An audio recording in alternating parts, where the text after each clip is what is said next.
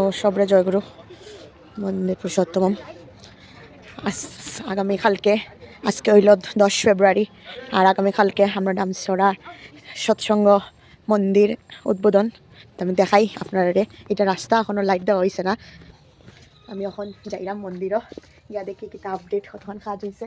আর আমি একলা নাই, পিছনে আছে আমার পিসিও, তাইও আর আমার লগে আমি ফাঁকিমণি অঞ্চল আছে। তো চলো গিয়া দেখাই। ওই দেখুন সব কিছু সুন্দর করে মোটামুটি রেডি হয়ে গেছে। এই হইল লেখা সৎসঙ্গ কেন্দ্র দামছড়া উত্তরত্রিপুরা। আগামীকালকে আচার্যতে বাইয়া উদ্বোধন করবাটারে এখন আমরা যাই, ভিতরে গিয়া দেখাইয়া দিই আপনারা। জয় গুরু।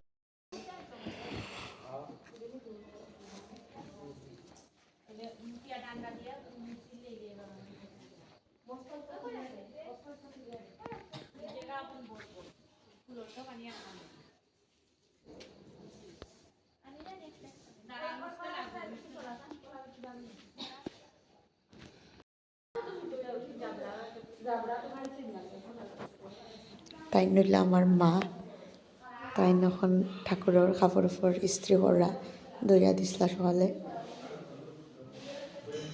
তো কালকে আমি বলা করে দেখাইয়া দিব ভিতর। আর সত্যি হইতে অতটা খুশি লাগে কি তা কইতাম, তা হওয়ার মতো না। অবশ্যই আপনারা যেদিনও ডামছড়া আইবা মন্দির দর্শন করিয়া যাইবা। সকল সৎসঙ্গীদের আমার অনেক অনেক আইবা, ঘুরিয়া যাইবা ডামছড়া আইলে মন্দিরও আইবা। মন্দিরটা উদ্বোধন আমরা ডামছড়া মানুষের লেখা বহুত বেশি খুশির বিষয়। আর আচার্যদেবের হাতে প্রথম আচার্যদেবের হাতেই আশীর্বাদ হয়েছিল মন্দিরের, তাই না ইয়া নিজে দাঁড়াইয়া মন্দিরে আশীর্বাদ করিয়া গেছিলা।